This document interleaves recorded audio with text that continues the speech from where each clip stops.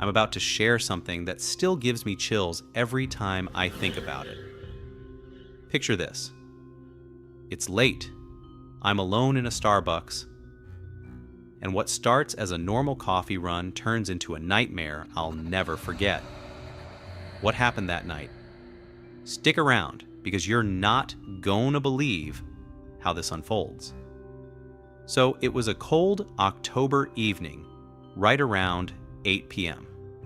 I'd been grinding through a work project all day, and my brain was fried. I needed caffeine. Bad. There's this Starbucks a few blocks from my apartment. Small, cozy, usually quiet. Perfect spot to clear my head. I grab my laptop, throw on a jacket, and head out. The streets are empty, just a few leaves skittering across the pavement in the wind. Already, it feels a little eerie. But I shake it off. I'm just tired, right? I get to the Starbucks, and it's almost closing time. The barista, this guy named Jake, is wiping down the counter. He's cool, maybe 20, with a scruffy beard and a tired smile. "Yo, cutting it close, man," he says, but he takes my order anyway. A tall black coffee, nothing fancy. There's one other customer, an older woman in the corner, sipping her latte and reading a book. The place smells like roasted beans and pumpkin spice, and the dim lights make it feel warm, safe. I settle into a table near the window, open my laptop, and start typing.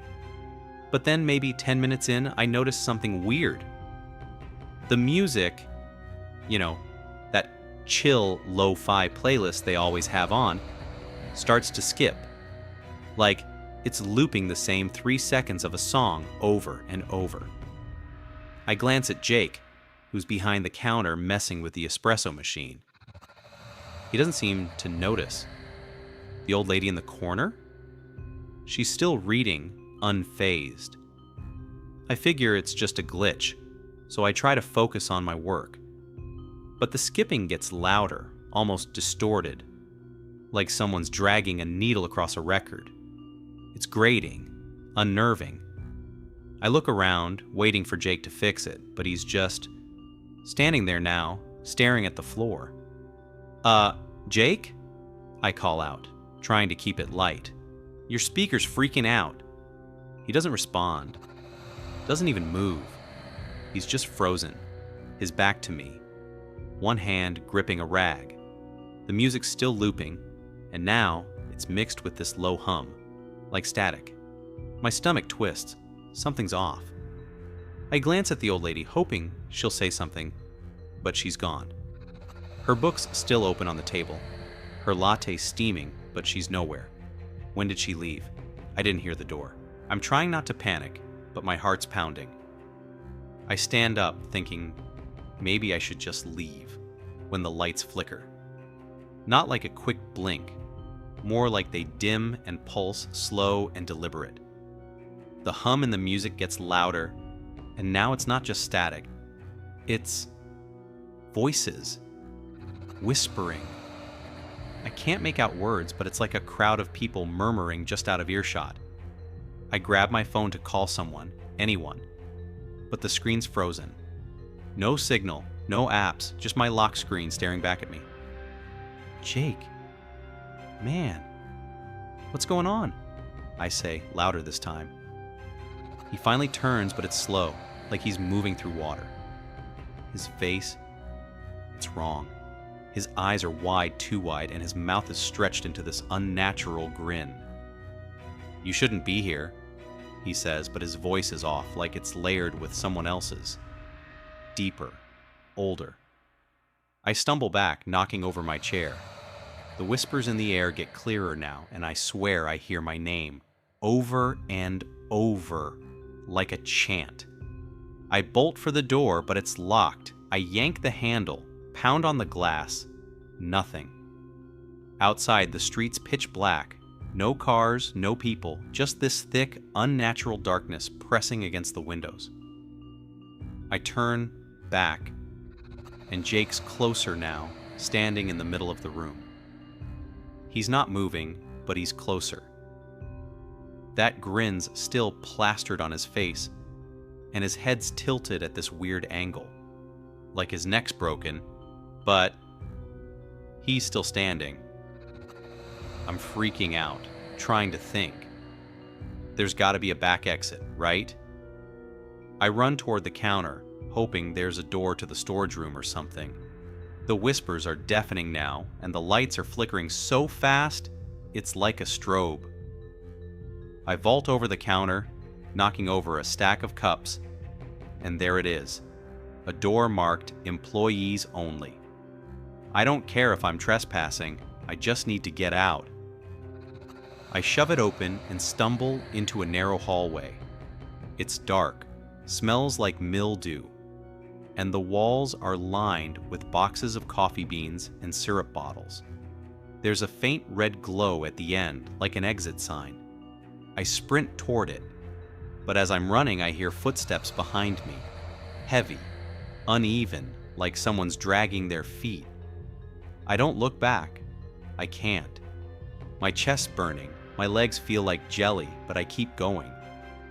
The glow's getting brighter, and I can see the outline of a door. I'm almost there, thinking I'm about to escape, when the footsteps stop. Silence. I slow down, my breath ragged, and risk a glance over my shoulder.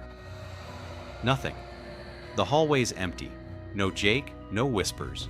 Just me and the hum of the fluorescent lights above. I push through the door, expecting fresh air, freedom.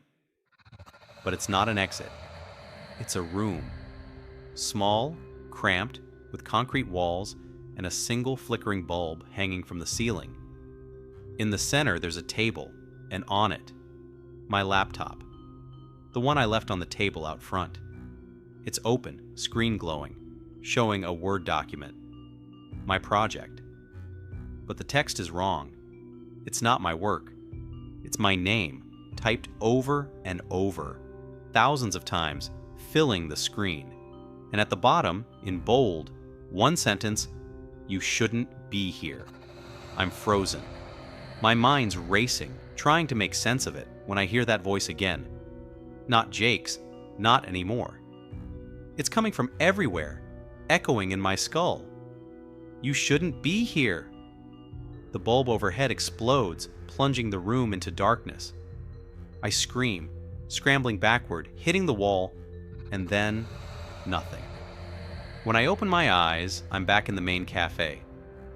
Sitting at my table, laptop in front of me, coffee still warm. The music's back to normal, some jazzy acoustic thing. Jake's behind the counter, wiping it down like nothing happened.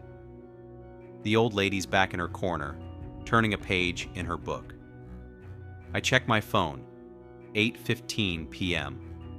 Only 15 minutes have passed. I'm shaking, sweating, but everything's normal. I grab my stuff and get out of there, not even looking at Jake as I leave. Outside, the street's alive again. Cars, people, street lights. I don't stop running until I'm home, door locked, lights on. I don't sleep that night, or the next. Every time I close my eyes, I hear those whispers. My name. That voice. I've gone back to that Starbucks since during the day when it's packed. It's always normal, bright, busy, no creepy vibes. Jake's still there sometimes, acting like he doesn't remember me. I asked him, once, casually, if anything weird ever happened at night. He just laughed, said I'd been watching too many horror movies. Maybe he's right. Maybe I imagined it. But then I checked my laptop, the one I haven't touched since that night. The Word document, no trace of it. No names, no creepy message, like it never existed. I even tried recovering deleted files, thinking maybe it was still somewhere on my hard drive. Nothing. It's like the whole thing was wiped clean. I started questioning myself, was I just stressed? Did I fall asleep and dream it? But deep down, I know it was real. My hands were shaking when I got home that night. My coffee cup still had the Starbucks logo on it, sitting on my counter like some kind of proof. And those whispers, they don't just come from nowhere. I started digging, trying to figure out if anyone else had a story like mine. I mean, it's a Starbucks, not some haunted house, so I wasn't expecting much. But I hit up Reddit, some local forums, even asked a few friends who live nearby. Most people just laughed it off, said I should lay off the late night coffee. But then I found this one thread, buried deep in a paranormal sub. Some guy, maybe 5 years ago, posted about the same Starbucks. He didn't go into as much detail, but he mentioned the music skipping, the lights flickering, and this feeling like something was watching him. He never went back either. The thread was dead, no replies, and when I tried messaging the guy, his account was gone. Deactivated. Another dead end. That's when I started noticing little things. Like, I'd be walking home at night, and I'd hear this faint hum, like static, just for a second. Or I'd wake up at 3 a.m., heart racing, feeling like someone was in my apartment. Nothing was ever there, but it's like that night left something behind. A shadow, maybe. I don't know how to explain it without sounding crazy. I even thought about moving just to get away from that whole area, but I couldn't afford it. Plus, part of me felt like running wouldn't help. Whatever it was, it knew me. It knew my name. I started researching the history of the building, thinking maybe it was haunted or something. Turns out it used to be a small grocery store back in the 70s. Nothing special. Before that, it was just a vacant lot. No creepy murders, no tragic fires, nothing you'd see in a horror movie. The only weird thing I found was an old article from the 90s about a guy who went missing near there. Some drifter, no family, no real leads. Cops figured he just left town. But his last known location? A block from that Starbucks. It's not much, but it stuck with me. What if he didn't leave? What if something took him? I know, I'm starting to sound like one of those conspiracy nuts. But when you live through something like that, you can't just shrug it off. I started carrying a flashlight and a pocket knife, just in case. I avoid that street at night, take the long way home. I even stopped drinking coffee for a while. Like that'd somehow break the curse or whatever. Didn't help. The hum still comes back sometimes. Always when I'm alone. Always when it's quiet. One night, maybe a month later, I was dumb enough to walk by the Starbucks again. Not inside, just past it, on my way to a friend's place. It was closed, lights off, but I swear I saw something in the window. A shape, like someone standing inside, watching me. I froze, my breath catching in my throat. The street was empty. No cars, no noise, just me and that shadow. I blinked, and it was gone. Could have been my imagination. But I ran the rest of the way. Didn't look back. My friend thought I was nuts when I told him, but he didn't see it. He wasn't there. I started talking to a therapist about it, just to get it off my chest. I didn't tell her the whole story. Didn't want her thinking I needed a psych ward. I just said I'd been having nightmares, feeling paranoid. She gave me some breathing exercises, told me to cut back on stress. It helps a little, but not really. How do you relax when you're afraid to close your eyes? When you're scared, you'll hear your name again, whispered in the dark. I've thought about going back, like facing it head on.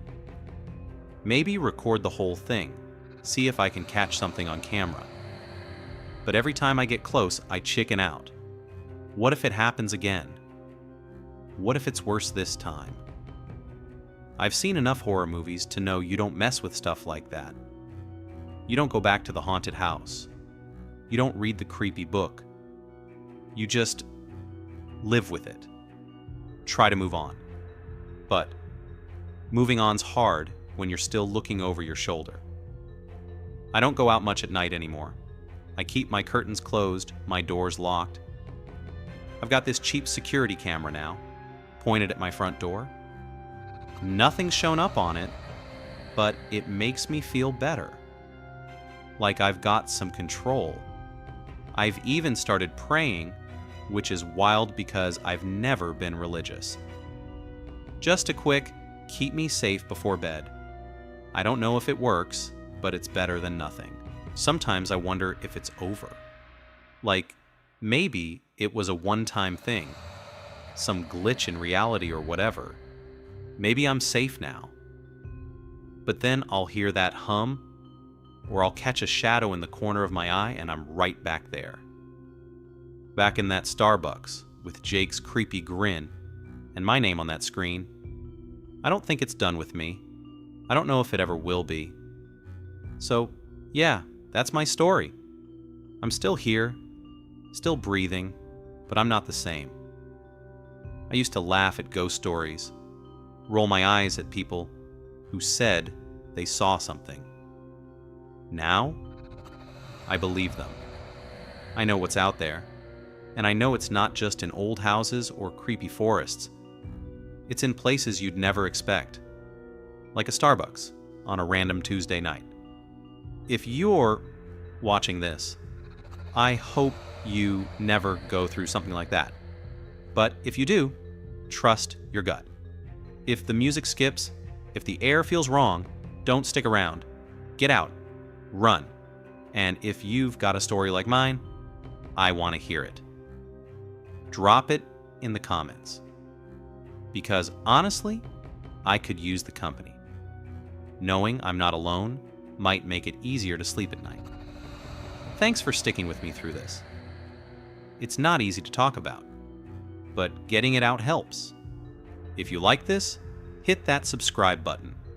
It keeps me going, keeps me sharing these stories. Stay safe out there.